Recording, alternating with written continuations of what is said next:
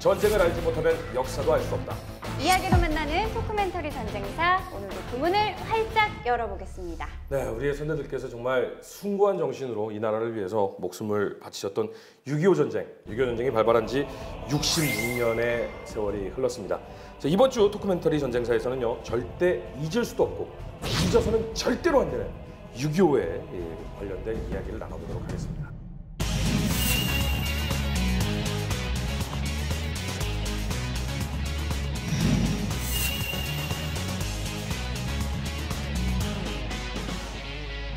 우리의 청소년들이요, 6.25가 언제 일어났는지, 왜 일어났는지 이걸 모르는 학생들이 너무 많다는 거예요. 이거 정말 답답해요. 6.25 전쟁은 한 두 가지 정도로만 우리가 생각을 하면 돼요. 네. 하나는 1950년 6월 25일 날 북한의 북쪽으로부터 우리 대한민국을 기습 남침했다.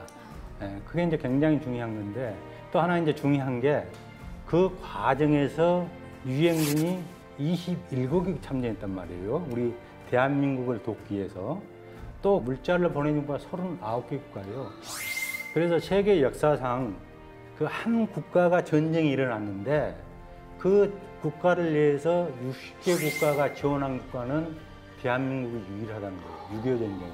그래서 우리 청소년들이 이걸 좀 잘 알고, 6.25는 북한의 기습에 의해서 우리 대한민국이 했지만은 그게 우리 대한민국과 유엔의 도움을 받아가지고 우리가 우리 대한민국을 지켰던 전쟁, 그 전쟁이 바로 6.25 전쟁이다. 이것은 분명히 좀 알고 지나갔으면 좋겠어요. 여기 방송 보고 계신 젊은 여러분, 남성 여러분들이나 여성분 여러분들, 혹은 우리 학생들을 지금 꼭 보십시오. 그러니까 혹시라도 그런 자녀를 두고 계신 부모님들이라면 종아리 때리면서 데리고 오십시오.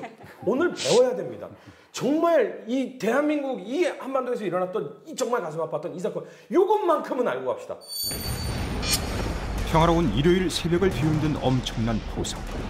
비극이 시작됐다.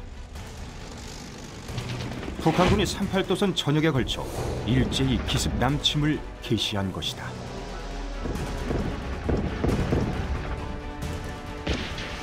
소련제 탱크를 앞세운 북한군에 밀려 벼랑 끝에 선 것 마냥 위태로웠다.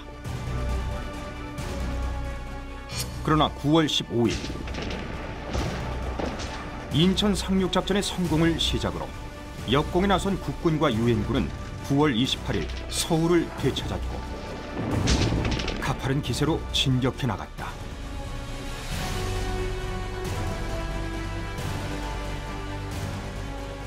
끝이 보였던 전쟁은 중공이 개입을 결정하면서 요동치게 된다. 압록강을 건넌 중공군의 인해 전술에 밀고 밀리기를 수차례. 소련의 휴전 제의를 미국이 수용하면서 휴전 협상도 시작되었다. 그렇게 일면 협상, 일면 전투 태세 속에 전쟁은 갈수록 치열해져 갔다. 한치의 땅이라도 더 차지하기 위한 고지전이 이어진 것이다. 그리고 1953년 7월 27일 종전이 아닌 정전 협정을 맺게 된다. 전쟁은 아직 끝나지 않았다. 사실 이런 전쟁이 일어났을 때 우리가 가장 먼저 바라보는 게 북한군과 우리나라 병력 차이가 어땠을지, 이것부터 좀 한번 짚어보도록 할까요? 남한군하고 이제 북한군하고 비교해 봤을 때 병력 차이는 약 한 2배 정도가 났었고요. 그 장비의 질적인 차이에서는 거의 사실상 비교할 수 없을 정도였습니다. 더군다나 우리가 단 한 대도 가지고 있지 않은 전차를 탱크. 북한군은 당시에 200대가 넘게 가지고 있었거든요. 저는 어렸을 때부터 그 다큐멘터리 많이 봤어요.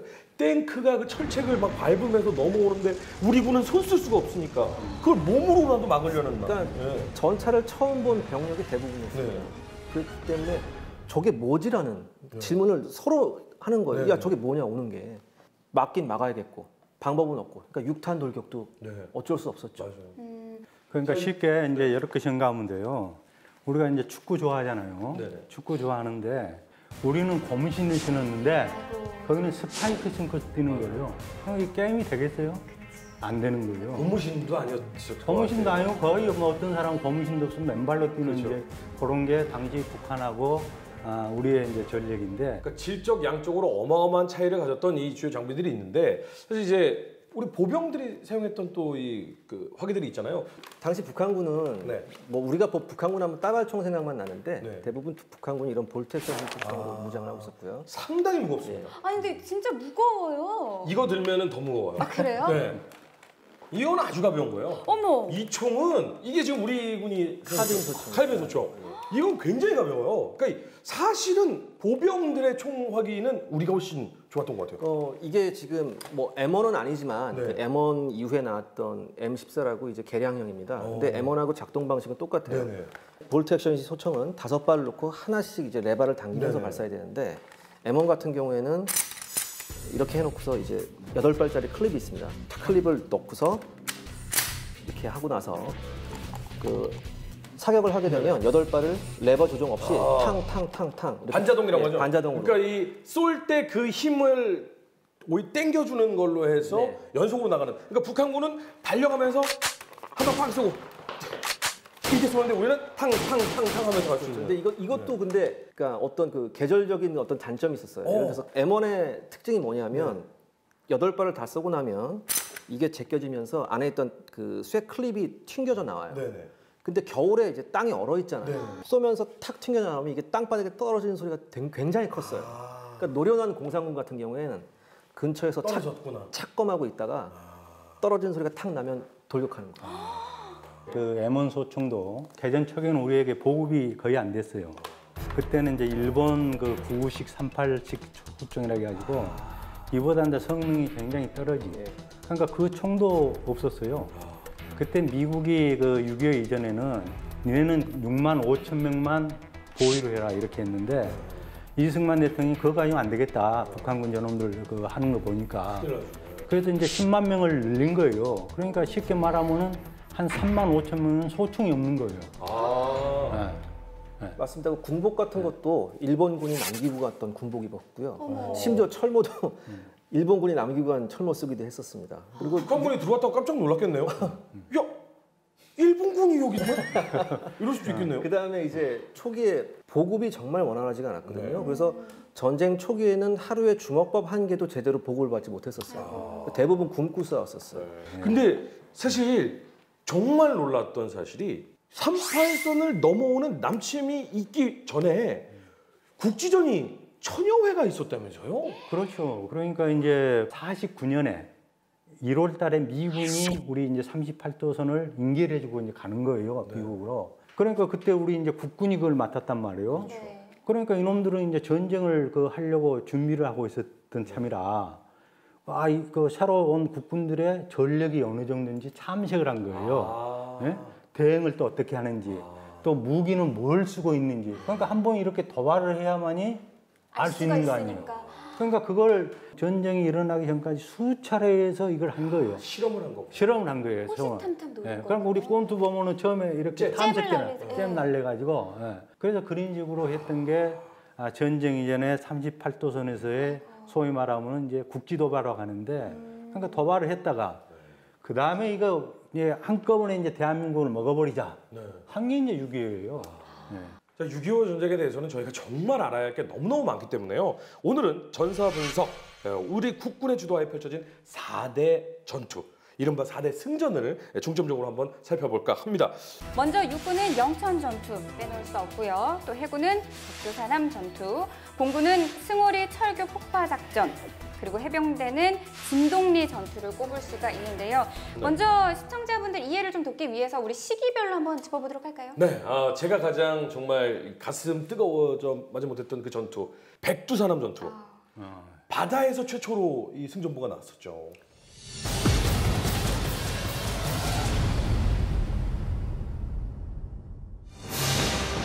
비극적인 전쟁이 시작된 그날 기습 남침에 나선 북한군은 바다로도 침투해왔다. 은밀하게 계획된 움직임이었다.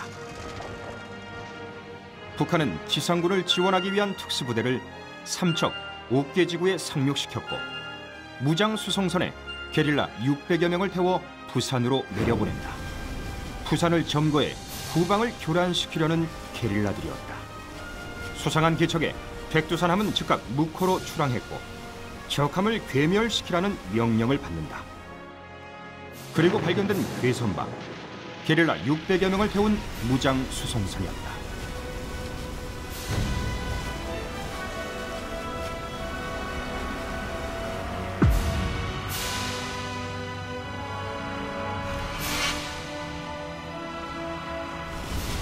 실탄 사격 경험은 5발. 그마저도 연습 사격에 불과했지만 백두산함 승조원들은 물러서지 않았다. 치열한 교전 속에서 3인치 함포로 적함의 마스터와 기관실을 명중시킨 것이다. 백두산함의 승리였다. 부상을 입은 채 끝까지 싸우던 백두산함의 승조원 2명은 적함이 격침됐다는 말을 듣고서야 비로소 눈을 감았다. 그들이 남긴 마지막 유언은 대한민국 만세. 백두산함은 후방을 지켜낸 바다의 수호신이었다.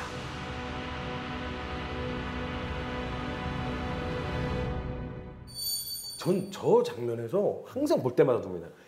마지막 전투가 끝나고 죽어가면서 마지막으로 한 말이 대한민국 만세였대요. 그게 대한민국 국군의 60년 전의 모습입니다. 네, 그게. 진짜 너무 진짜 가슴이 뜨거워져요. 6.25 그 전쟁을 이제 김일성이가 일으켰을 때 우리가 이제 저 개인적으로 저 이렇게 싸움을 하더라도 네. 충분히 이길 자신 있을 때 싸움을 걸잖아요. 아, 그렇죠, 그렇죠. 시비를 걸고.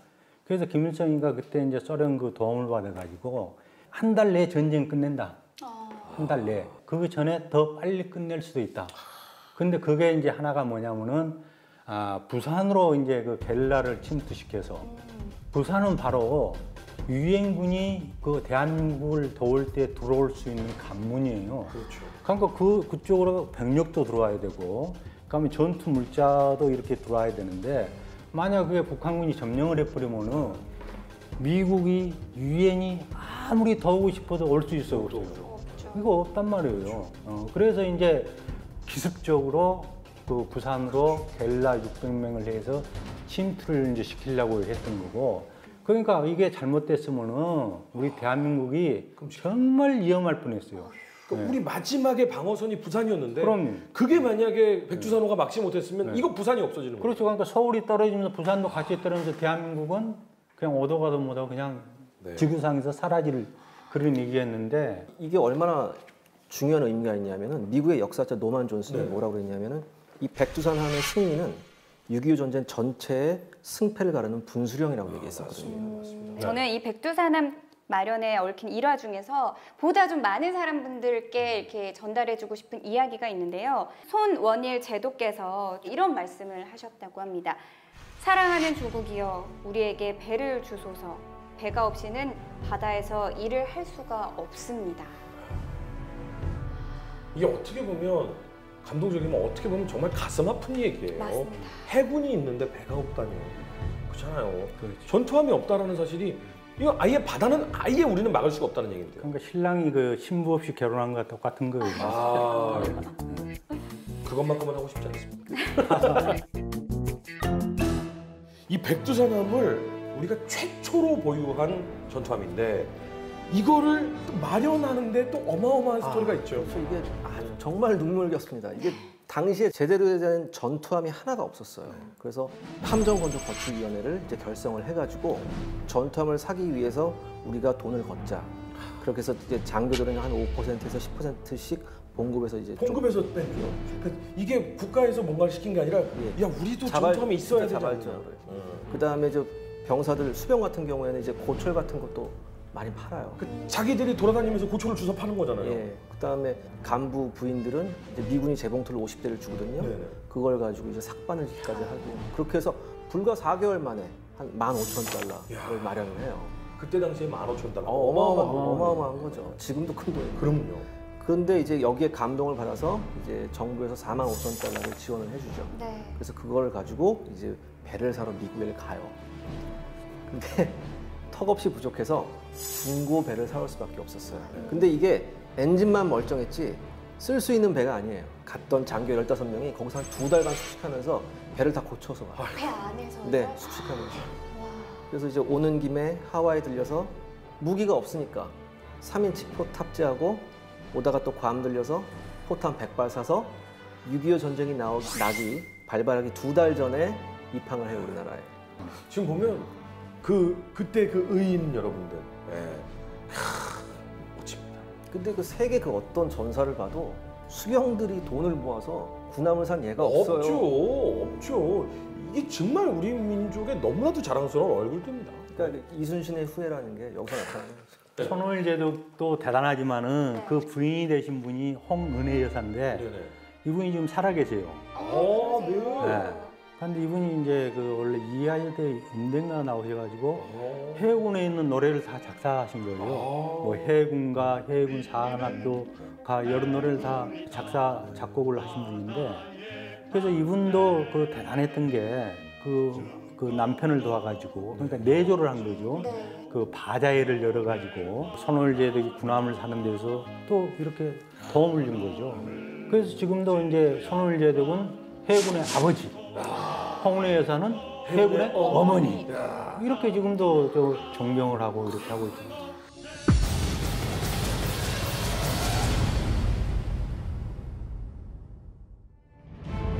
8월 15일 안으로 부산을 점령하라는 명령을 받은 북한군의 총공세로 뜨거웠던 8월 초. 우리 국군과 유엔군은 기동과 역습으로 맞서고자 했다. 최후의 보루로 총 240km의 낙동강 방어선을 구축한 뒤 총반격을 펼치기 위해서였다. 진동리 전투에서 우리 해병대의 승리가 있었기에 가능했던 일이었다. 귀신 잡는 해병대 이런 말이 있지 않습니까? 그렇죠. 6.25 전투에서 참 해병대가 많은 일들을 이루어냈었는데요. 1950년 7월에서 8월 정도면 거의 북한군이 한반도를 다 집어삼킬 때였어요. 90% 이상 거의 삼켰을 때인데 이때 당시에 전황 안 좋았죠? 8월 상황이란 말이에요. 그때는 우리 대한민국이 이제 끝났다고 다 이제 생각한 거예요. 왜냐면 이제 부산 놔두고 부산 외곽으로 이제 낙동강 방어선이라는 게 이렇게 이제 그어졌는데 이렇게 이제 몰린 상황이에요. 그런데 이제 그 중에서도 북한의 최종 목표는 부산이에요. 북한군의 입장에서 봤을 때 부산에 이르는 이제 길이 있어야 될 거 아니에요. 그렇죠. 그러니까 전차도 하고 병력도 하고 하려면은 그게 5군데를 본 거예요. 하나는 이제 포항에서 그 울산으로 해서 이제 부산으로 내려간 길이 하나 있고, 하나는 이제 경주로 해서 가는 길이 있고, 하나는 대구로 가는 길이 있고, 여간에서.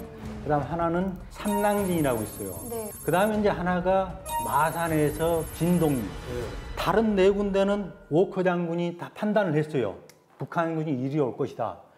그런데 제일 밑에 그 마산 쪽으로 들어온다는 생각을 못 했는데 기습을 하는 거예요. 북한군 육사단은 중공군의 그 사단이 그대로 원만 북한군으로 갈아입고 있는 사단이에요. 그러니까 팔로군 소속. 팔로군 소속. 그러니까 그 부대는 일본군하고도 싸웠고, 그 다음에 이제 국공내전 시기에는 장개석 군대하고 싸웠던 전투 경험 굉장히 많은 저 사단이에요. 그러니까 전투력이 뛰어난 부대예요. 그 부대가 그리 들어온 거예요. 그런데 그걸 우리 해병대가 막았다는 거예요. 그러니까 만약에 진동리가 뚫리고 그다음에 그 마산이 이제 했으면은 부산은 지척이란 말이에요. 근데 정말 이 진동리 전투가 그만큼 중요했던 전투고 워커 장군이 본인도 약간 이제 판단을 그렇게 대비를 못했었는데 그럼 이렇게 잘해낸 우리 해병들한테는 뭐 좀 큰 상이라도 내려야 되는 거 아닙니까? 그러니까 우리 정부도 가만히 있을 수 없죠. 네. 그 부대장이 이제 김성은 중령이에요. 네. 이분 그 부대장부터 해가지고 전 장병을 1계급 특진을 시킨 거예요. 그러니까 그런 애가 몇 번 없거든요. 그 정도로 그 전투가 6.25 전사에서 굉장히 빛나는 전투였다는 거죠. 그 우리 해병대는 아시아에서 가장 최초로 제대로 구성된 해병대였어요. 그러니까 2차 대전 때 일본군이 뭐 해군 육전대라고 있긴 했는데 네네. 지금 현재 그런 해병대하고는 성격이 다른 부대였었거든요. 그러니까 그거는 해병대로 칠 수가 없고요. 아시아에서 최초로 제대로 결성된 해병대가 전투력이 이 정도 나왔다는 건 훈련도가 우리 상상을 초월하는 훈련도고요. 미군이 특히 인천 상륙작전에서 우리 해병대가 시가지 전투를 치르는 걸 보고서 깜짝 놀라요. 우리보다 훨씬 더 잘한다. 한국군 해병대가. 그래서 이승만 대통령 기분이 너무 좋아서 지금 해병대 사령부하면 무적 해병이라고 있어요. 그때 무적 해병이라고 있어요. 사실 해병이라는 이름 자체가 미군의 해병대를 따라한 게 해병대인데 이게 한마디로 청출어람인 거예요. 청출어람. 내가 그만하려고 그러는데 먼저 청출어람이네요. 이게 이제 배우는 거 있잖아요. 아, 그건 내가 써야 되려고 했는데.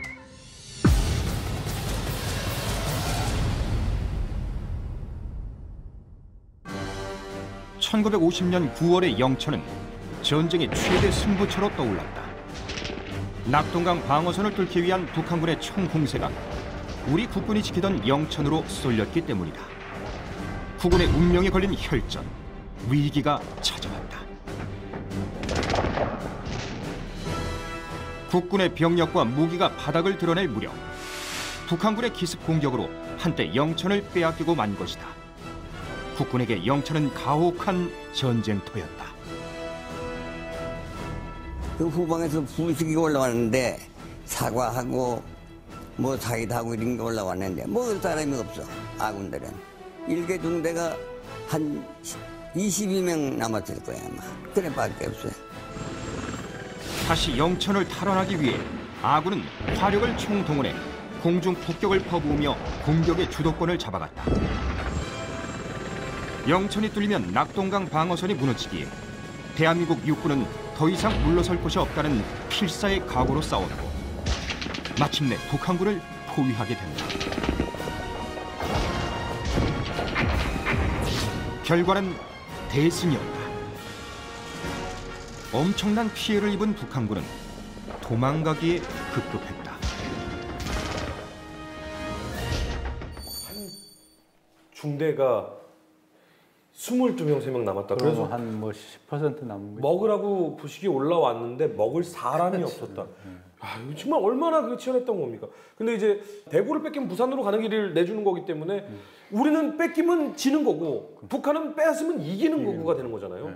저게 이제 9월 달 상황인데 영천 전투가 9월 초에 그러니까 8월 달에는 북한군이 어디에 중점을 뒀냐면은 미군이 담당한 서부전선 낙동강, 창녕하고 밀양, 그다음에 그 마산 쪽에 이제 집중 공격을 했어요. 그다음에 이제 그 다부동 지역 백선엽 장군이 이제 싸웠던 이쪽에 하다 보니까 이게 안 뚫리거든. 그러니까 이쪽으로 이제 9월 달에는 이제 방향을 바꿔가지고 우리 한국군이 이제 주로 담당한 지역을 이제 공격을 한 거예요. 그게 어디냐 하면은 바로 영천이에요. 아까 제가 이야기했던 5군데 부산에 가는 길목이 있었다고 그러잖아요. 근데 영천을 점령을 하면은 그 5군데 중에 3군데로 갈 수 있는 길이 뚫려요. 하나는 포항으로 해서, 하나는 영천 바로 밑에가 경주예요. 그 다음에 그 이제 옆에가 이제 대구예요. 그런데 대구는 이제 중요한 게 뭐냐면은 당시 그 유엔 지상군 총사령부 겸 미 8군 사령부가 대구에 있었어요. 또 거기에 우리 육군 본부가 거기 있었어요. 그런데 영천을 이제 뚫리면 이게 다 뚫린단 말이에요. 그러면서 이제 전선이 그 3개가 이렇게 뚫리게 되면 미군이 감당을 못 하잖아요. 그러니까 이건 지켜내야 되는 거예요. 영천이 함락될 위기에 있을 때에 미 8군하고 그 육군본부가 부산 옮겼어요. 그래서 지금 부산에 부경대학교라고 있어요. 옛날 부산 수장대학교인데 거기 안에 가면은 미 8군 그 지휘소가 지금 있어요. 워크하우스라고. 그 정도로 영천은 전략적으로 굉장히 중요했던 지역이에요. 그러니까 거기를 빼앗기면 대한민국 끝나는 거예요. 말씀하신 대로 우리 군은 우리 군대로 또 인민군은 인민군대로 정말 치열했던 전투 중에 하나인데 이 영천 전투가 6.25 전쟁 중에서도 전환점이 되는 걸로 꼽히고 있거든요. 그렇다면 이 전술이랑 전략 눈여겨볼 만한 건 좀 어떤 게 있을까요? 특히 우리 국군이 그때 그 지형 지물을 이용한 대단히 영리한 전술을 씁니다. 또 하나 이제 제가 생각하기에 한국군 지휘부가 가장 잘한 건 뭐냐면 예비대가 있었거든요. 근데 이 예비대를 예를 들어서 급하니까 축차적으로 병력을 투입할 수 있단 말이에요. 근데 만약에 축차적으로 병력을 투입해버리면 노가 없어지고 소모전 그렇게 돼요. 그걸 안 하고 병력을 마지막까지 쥐고 있다가 결정적인 순간에 한꺼번에 투입을 해요. 그래서 결정적인 반격을 할 수 있었어요. 그다음에 그 반격을 넘어서서 추격전까지 가능했어요. 우리가 머리가 참 좋습니다. 예. 근데 정말 놀라운 게 이 영천 전투 잘못됐으면 미국이 대한민국 포기하려고 했었다면서요? 그렇죠. 왜냐하면 이제 저 당시 한국 그 전을 총괄했던 이제 그 부대가 사령부가 유엔군 사령부란 말이에요. 메가더 원수가 이제 그 사령관이 있는.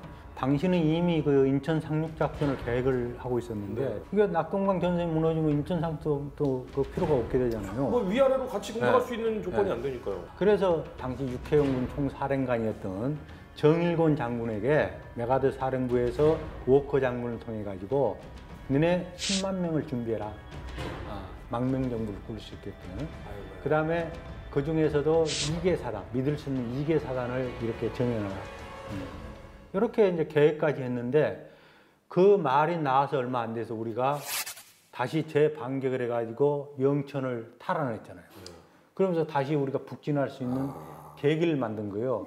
그러니까 그 말이 쏙 들어간 거죠. 그 한마디로 이거를 밀렸으면 정말 대한민국 자체가 또 예전에 그 일제강점기 시대의 또 임시정부처럼 그렇게 될 수도 있었는데 그렇죠. 이 영천 전투를 우리가 해내면서 전략적 요충지로 그러면 대한민국 한반도를 포기할 이유가 없다라고 판단이 된 거잖아요. 근데 그 반대의 경우도 있었습니다. 우리가 이제 중공군이 개입하기 전에 우리가 압록강까지 올라갔었을 때 스탈린도 겁을 먹어요. 그래서 만주에다 북한군 임시정부를 세울까? 이런 생각을 했었어요. 그러니까 걔네들도 그런 생각을 했었고 우리 정부하고 미군도 그런 생각을 했었죠.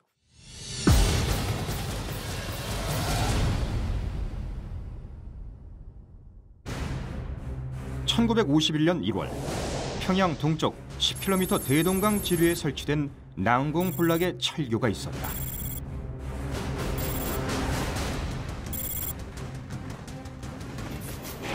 유엔군으로 참전한 미 공군은 공중 폭격을 통해 북한군의 전쟁 물자 운송과 보급을 막는 데 주력했다. 이에 북한군은 기존 철교에서 200m 떨어진 곳에 새로운 철교를 세우고 수많은 대공포를 배치했다.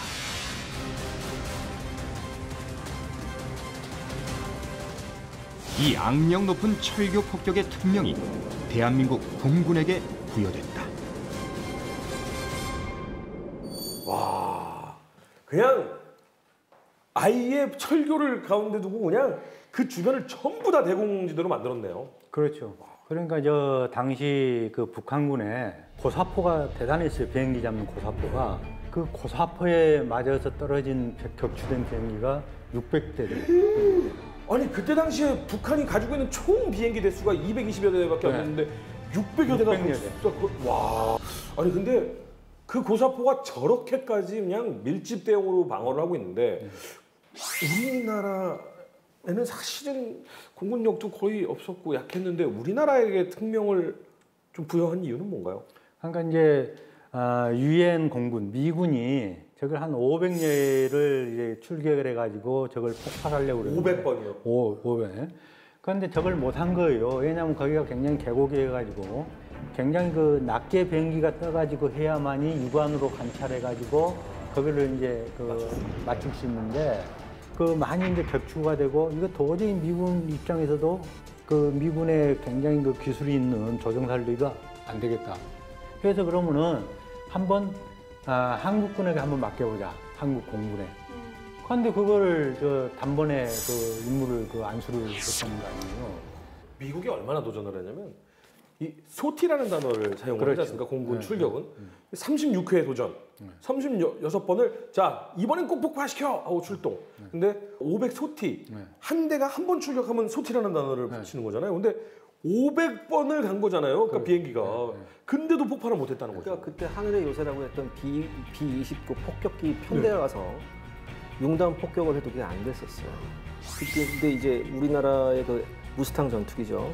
F-51D를 했는데 이게 어느 정도 눈물겨웠냐면 처음에 무스탕 전투기 10대를 줬단 말이에요, 우리한테. 근데 이게 조종 교육이 안 돼 있잖아요. 그러니까 일본에 가서 조종사들이 2주인가 3주인가 대단히 단기 교육을 받고 와요. 2주를 교육을 받고 네, 왔다고요? 그러니까 이게 아니 운전면허 실습도 그 정도의 그죠, 한 달은 적게 받아야 되는데요. 그러니까 이게 착륙하고 뜨고 이착륙 훈련만 받고 온 거예요. 실제 비행 시간은 30분. 30분에서 45분. 시뮬레이션만 한 거군요? 네. 근데 얼마나 기술이 좋았냐면 그때 미군이 왜 승오리를 폭파 못한 이유가 있어요. 다리가 지금 다리에서 보면 다리가 크지만 하늘에서 보면 다리가 뭐 젓가락보다 그렇죠. 작잖아요. 그러니까 근데 미군은 어떤 방법이었냐면 제트기가 가면서 수평으로 가면서 이렇게 폭탄을 떨어뜨렸다가 안 맞잖아요. 안 맞죠. 한국군이 뭘 했냐면 급강하 폭격을 했어요. 아, 그 수직으로 떨어지면서. 거의 7, 80도로 다이브 하면서 그래야지 그런 명중률이 그러면 떨어지는 이 지점이 오차 범위가 좁아지니까. 아니, 그러니까 이 얘기는 뭐냐면 정말 불나방인 거예요. 고사포가 양쪽에서 그러니까 떠오기만 해. 그렇죠. 정확하게 어느 지점쯤 오면 쏠 거다라는 거를 예상을 하지 않습니까? 그럼 그 지점에다가 대놓고서는 포를 대기를 하고 있는 건데 글로 그냥 떨어지는 거잖아요. 그러니까 방금 말씀 정말 잘하셨어요. 일단은 대공포의 기본이 뭐냐면 킬존을 형성을 해놔요. 그러니까 쫓아가면서 쏘는 게 아니라 탄막 형성을 하죠. 네네. 그걸 뚫고 들어갔다는 얘기예요. 그것도 급강하 폭격기로. 그러니까 이제 목숨을 걸지 않으면은 수행할 수 없는 그런 임무예요. 미군들이 처음엔 보고를 안 믿어요. 진짜? 에이, 그럴 리가. 야, 우리가 니네보다 100배를 더 출동했는데 우리가 그거 못했는데 네가 그걸 했다고? 그 어려운 걸 우리가 해내지 말입니다. 세계 전사를 살펴보면 아주 극명하게 나와요. 미군이 어떤 동맹군하고 작전을 했을 때 대부분 작전 성공을 미군이 시키거든요. 승리도 미군은 하고 우리나라에서 벌어진 6.25 전쟁만큼은 미군이 실패한 작전을 전부 다 한국군이 성공시킵니다. 이거는 미군 전사를 아무리 뒤져봐도 한국군 외에는 그 역사가 없어요. 이게 뿌듯하긴 한데 이때 당시에 이 폭격을 미군들은 이걸 가지고 내기까지 했다면서요? 그렇죠. 그러니까 이제 공군 그 참모들끼리 야, 그 한국군이 할 것이다 못 할 것이다 이제 장난삼아 한 거예요. 어떻게 보면은. 그래서 이제 그냥 하면은 좀 썰렁하잖아요. 네. 그래서 이제 $50씩 내고 했대요. 그래서 이제 그걸 어떻게 하느냐면은 당시 이제 우리 전대장이 김신 대령이었어요.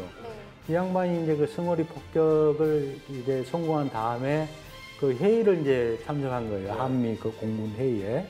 그랬더니 한 장교가 유난하게 자기를 반기더래요. 이긴 사람이요. $50를 딴 사람.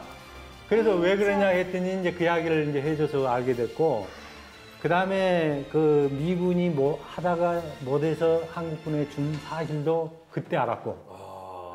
이 얘기가 빨간 마우라라는 영화에도 나와요. 그 빨간 마우라 영화 배경이 바로 이제 승오리 철교를 배경으로 한 거예요. 이쯤 되니까 과연 우리의 하늘을 누볐던 대한민국 공군은 어떤 전투기를 몰았는지, 또 6.25 전쟁의 전세를 좌우한 무기의 정체는 무엇이었는지 이세한 기자가 굳게 지키고 있는 무기고의 문을 열어보겠습니다.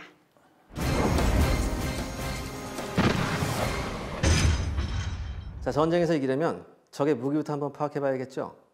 자, 6.25 전쟁 초반 우리 국군은 북한군의 전차 때문에 매우 당황하게 됩니다. 대부분이 전차 구경을 못했기 때문이죠. 북한군이 가지고 내려왔던 전차는 T-34 전차였습니다.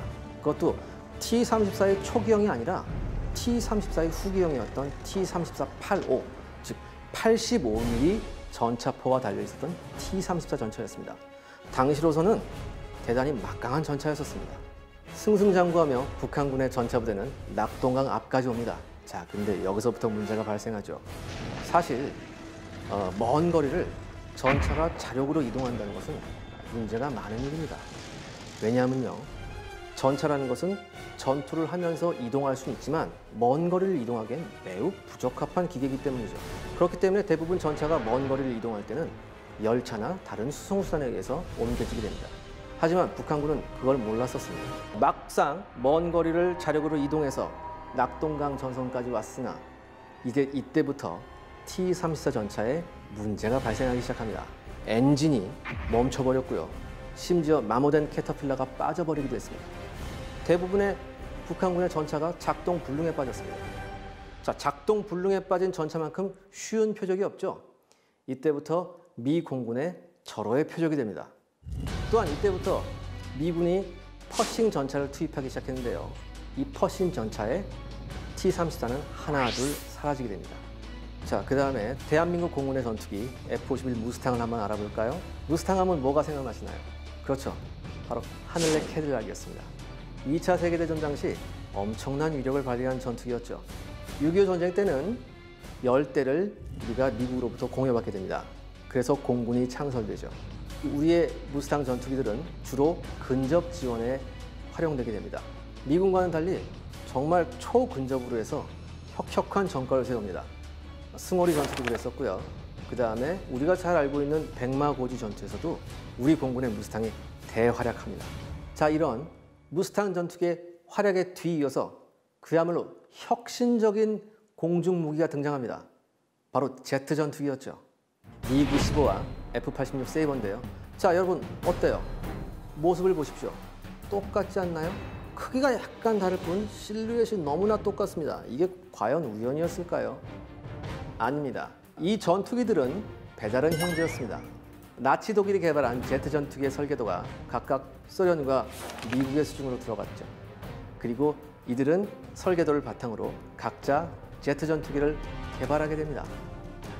그리고선 1950년 11월에 두 전투기가 맞부딪히게 되죠. 바로 미그 쇼크였습니다.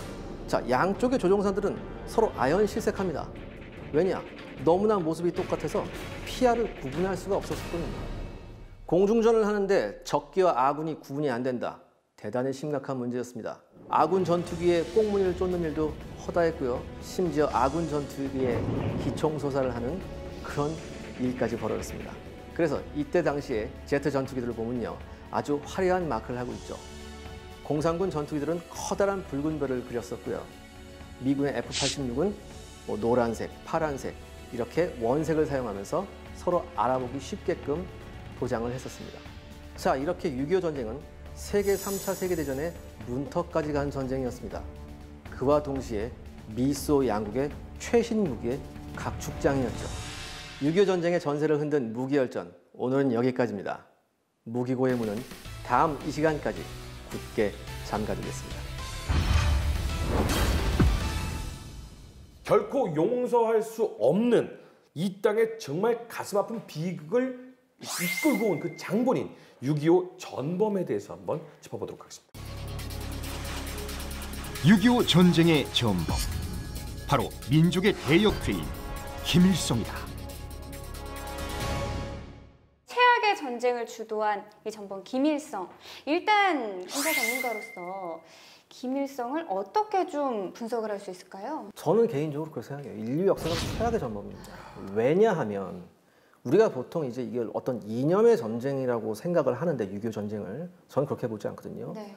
이 김일성은 어떤 자기의 권력 유지를 위해서, 권력 유지와 승계를 위해서 동족 상잔의 비극을 벌인 사람입니다. 어떤 무슨 이념에 차고 확신에 찬 전쟁이 아니에요, 이게 자체가. 왜냐하면 그 이후에 김일성 손자까지 오는 그 행태를 보면 이거 너무나 명백하거든요. 이거를 위해서 전쟁을 일으켜서 동족을 희생시켰다? 도저히 용서할 수가 없죠. 저도 정말 최악의 전범이라고 생각하는 게 뭐냐면 전후에 전범 이 처리를 받지 않았어요. 평생을 그러니까 자기가 독재자로 살다가 갔어요. 그러니까 너무너무 최악인데 저는 사실 궁금한 게 지금의 제 나이보다도 어렸던 김일성이 어떻게 소련의 그렇게 큰 힘을, 그렇게 큰 지원을 받을 수 있었는지. 그러니까 이제 일본이 망하면서 결국 이제 태평양 전쟁이 끝나면서 2차 대전 종결이 된 게 이제 45년 8월란 말이에요. 네. 그때 김일성은 뭐 하고 있었냐면은 당시 그 소련이 이제 그 일본하고 전쟁에 대비해가지고 정찰부대라는 걸 만들었어요. 거기에 김일성이가 소련군 대위 계급장을 달고 대대장을 하고 있었어요. 소련이 일본이 망하면서 그 북한으로 이제 들어오게 되잖아요. 그때 이제 거기에 소련의 그 스탈린의 말을 잘 듣고 공산주의를 북한에 이식시킬 수 있는 사람이 누굴까 하고 스탈린이 고민을 했는데 두 사람을 그때 고려를 했어요. 한 사람은 누구냐면 박헌영이고 한 사람은 이제 김일성이란 말이에요. 그래서 김일성을 이제 선택한 이유는 박헌영을 많이 배웠어요. 소련에서 유학도 했어요. 그렇죠. 공산주의 이론가예요. 그런데 스탈린은 그런 사람 싫어해요.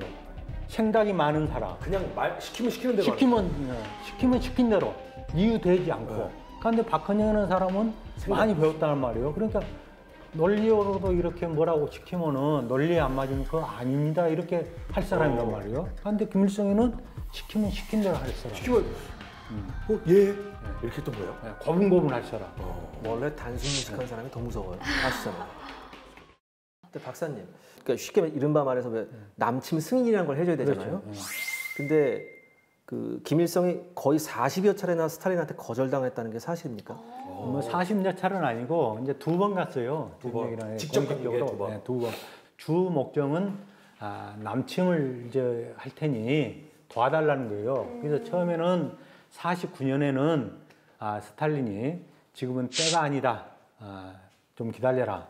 해서 그게 이제 안 되면서 대신 무기를 지원해 준 거지. 장비하고. 그러면서 소련 군사 고문단을 이제 보내가지고 훈련을 시키고, 그 다음에 이제 50년 3월 달에 말에 가는데, 그때는 이제 스탈린이 오케이를 해요. 오케이 했던 목적이 당시 이 한반도 상황을 봤을 때 49년 6월에는 주한미군이 철수를 한 거예요. 네? 그 다음에 49년 10월에는 중국이 모태덩이가 장악을 한 거예요. 공산화가 된 거예요. 그 다음에 그 해를 넣은 것이 이제 50년 1월 달에는 뭘 하느냐면은 미국이 야치슨 국무장관이 극동방위성이라는 것을 발표를 하면서, 쉽게 극동방은 뭐냐면은 앞으로 소련하고 전쟁을 하면은 이 선에서 미국은 지킬 것이다 하는 거예요. 그런데 그 선에서 우리 대한민국을 제외를 시킨 거예요. 그러니까 그것이 발표가 난 2달 후에 모스크바를 방문한단 말이에요. 그러니까 그때는 스탈린이 이제는 해도 되다. 때가 된 것 왜냐면 같다. 어차피 미국 방어 라인에 일본까지만 들어가 있으니까 그러니까 얘네는 먹어도 돼 이렇게 된 거예요. 그러니까 쉽게 말하면은 스탈린이나 김일성 뭐냐면 이제 미국이 대한민국 포기했다. 그러니까 주한미군도 철수해 버렸지. 거기에다 국동 방위선 그어놓고 거기에 한국을 이제 시켰으니까 이것은 한국을 먹어도 좋다는 청신호라고 생각한 거예요. 그때 당시에 김일성이라는 자체에 대한 평가, 역사가들이 생각하는 김일성은 이런 인물이다라는 평가 자체는 상당히 높았을 것 같다는 생각도 좀 들어요. 그렇게 높지는 않았어요. 왜냐하면은 당시 전쟁 준비를 하고 계획을 수립하고 북한군 훈련시키고 하는 것은 당시 소련 군사 고문단. 그러니까 이제 바실레프 그 중장이라고 그 독일과의 전투에서 영웅이 있어요. 소련 영웅. 그 사람이 단장으로 오고, 그 다음에 그 밑에 대령급, 우리로 말하면 대자인데, 대령급의 보병하고 전차 전문가들이 와요. 그 사람들이 전쟁 계획도 수립해주고. 그러니까 자리에만 앉아 있었던 거네요. 그 자리만 앉아있으면 돼요. 자리만. 근데 이 문제가 여기서 또 발생을 합니다. 아니 이게 결국 성공도 못했고, 그리고 이제 뭐 결국 꼭두각시 노릇을 했는데 이 야욕을 그 뒤에도 6.25 전쟁이 끝난 이후에도 안 버렸다면서요. 특히 이제 베트남전을 보고서 김일성이 이제 이런 생각을 해요. 무력으로 공산화가 가능하다.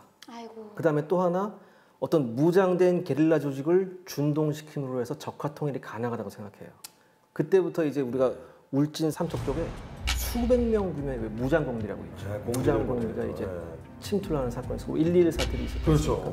그렇죠. 지금 보는 어린 우리 학생들의 경우는 모르지만 한 30대만 넘으신 분들 다 알잖아요. 무장공비 들어와가지고 총 쏘고 우리나라에 진짜로 들어와서 총을 쏘고 다녔던 사건이 있었는데요. 90년대 중반까지 있었죠. 정말 최악의 전쟁 범죄잖아요. 워스트 오브 워스트죠. 2차 대전을 일으킨 히틀러 있잖아요. 네.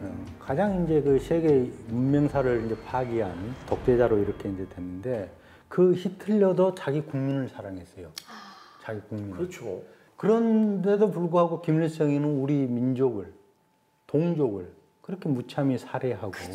그리고 자식들도 그걸 보고 좀 깨달아야 되는데, 사실 대를 가면 갈수록 더한 애들이 나오니까. 유전자가요 변하질 않아요. 지난 5월에 뉴욕타임즈에서요 이 독재자에 관련된 재미있는 좀 이제 순위를 정했어요. 그래서 최악의 세계 그 독재자 12명 이렇게 해가지고 선정을 했는데 10위부터 12위까지가 김김김입니다. 근데 저도 진짜 그 기사를 봤는데요. 퀴즈처럼 이 독재자가 누구냐라고 맞춰보라고 하면서 힌트를 이렇게 줬는데, 각각 위대한 지도자, 경애하는 지도자, 그리고 위대한 계승자. 이게 사실은 뉴욕타임즈에서 이게 조롱한 거예요. 그 독재자들을. 그쵸. 그러니까 그들을 흉내낸 거거든. 이게. 그 위대한 독재자, 경애하는 지도자. 근데 과연 그렇다면 세계에서 바라보는 이 독재자는 어떤 느낌일지. 북한이라는 나라의 정식, 그네들이 말하는 정식 명칭이 조선민주주의 인민공화국이잖아요. 맞아요. 자, 근데 공화국에서 3대 세습을 한다는 것 자체가 넌센스잖아요. 그렇죠. 이걸 어떻게 이해해야 돼? 그러니까 이미 이해할 수 없는 정상이 아닌 나라란 말이에요. 그러니까 이제 우리가 그 반대로 입장을 한다면은 가장 훌륭한 지도자는 어떤 사람인가? 그리고 우리 생각해 볼 때 국민을 행복하게 해주는. 국민을 행복하고 국가의 미래를 위해서 희생하는 사람. 그게 국가 지도자예요. 그렇죠. 그런데 김일성은 거기에 완전히 반대로 역주행을 한 사람이 바로 김일성, 김정일, 그럼 김정은으로 이어지는 이 저 3부자란 말이에요. 3세대. 공산주의란 것은 그 가난과 고통과 이거 궁핍을 아주 전 국민이 한치의 오차도 없이 평등하게 나눠가는 게 이게 그 공산주의죠. 네. 대신 그 민주주의는 뭐라겠냐면은 부를 국민들이 좀 불평등하게 나눠가는 거예요. 네. 지금 그 김일성이나 그 이어지는 이제 그 세습 북한 사회를 보면은 북한 주민들에게 가난과 고통을 지금 골고루 나눠주잖아요. 맞아요. 아주 골고루 힘들게 만들어. 골고루 한 사람도 빠짐없이. 자기네만 민주주의 국가에 살고 있어. 도큐멘터리 전쟁사 함께하다 보니까요, 한반도의 평화를 위해서 우리가 참 해나가야 할 숙제들이 많다, 이런 생각이 좀 드는 것 같아요. 맞습니다. 전쟁사는 참 알면 알수록 저희가 배우는 게 많은 것 같아요. 그렇습니다. 여러분 분명히 항상 말씀드리지 않았습니까? 역사를 알아야 합니다. 그래야 우리 자주국방이 정말 힘을 발휘할 수가 있습니다. 저희는 다음 주에 조금 더 여러분들에게 좋은 지식을 가지고 다시 인사를 드리도록 하겠습니다. 감사합니다.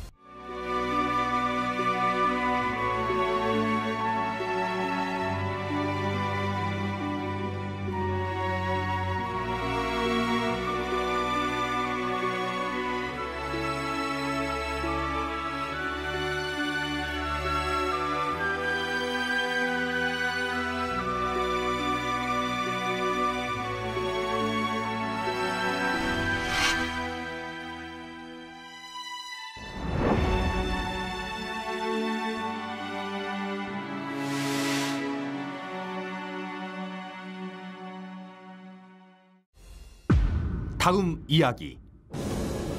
이라크의 쿠웨이트 침공으로 불거진 전우는 모래 폭풍보다 강력했다.